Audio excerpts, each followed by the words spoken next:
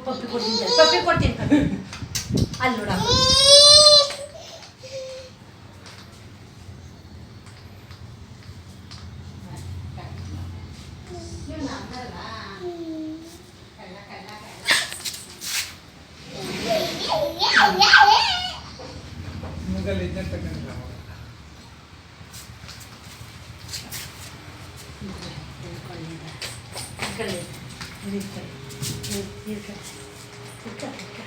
ಹಿಂಗೆ ಹೆಂಗಾರ ಇಟ್ಕೊಳ್ಳಿ ಬಿಡಿ ಹೆಂಗೆ ಇಟ್ಕೊಳ್ಳಿ